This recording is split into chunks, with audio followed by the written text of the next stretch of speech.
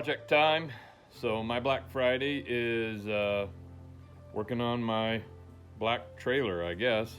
So I decided a while back, my friend Waka, it's all your fault, Waka.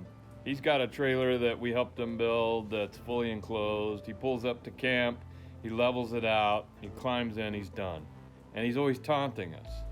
So I decided, time to do this similar thing, not exactly the same, a little similar vibe of enclosing the Overland trailer. So you can see that I've started first of all to take off all of the excess weight.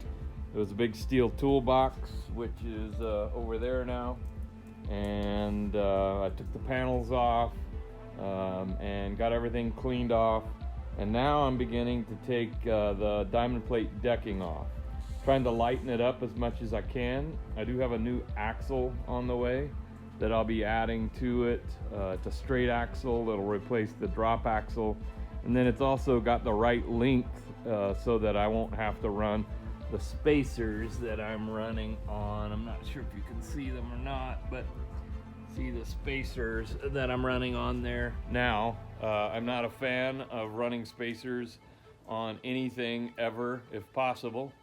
So hopefully that'll remedy that. Give me a little more height. I'll pick up about almost 4 inches with that axle difference, and then we'll lighten it up and then begin to enclose it. So we'll frame that in, and like a trailer, it'll have a very thin wood skin, and then on top of that, I haven't decided for sure, but I think I found a company that has some diamond plate sheeting that I am going to put over the wood and then seal it up. So give me your tips, things not to do, things I should do when it comes to enclosing it. Oh, by the way, for now I will be keeping the rooftop tent. That'll stay on, and that'll be for guests.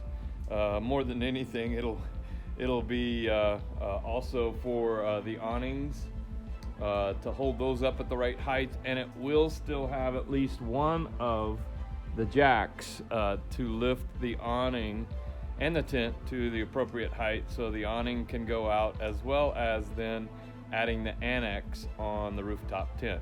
When it's cool outside, I'm gonna probably prefer to still be in the tent for now, and then down the road maybe I'll change my mind and go crazy and put AC. Nah, it's just nuts. I like simple. I'm gonna stay simple and keep it simple, and for now we're just gonna enclose it so that I can sleep inside, as well as keep some of my gear a little more protected from the elements.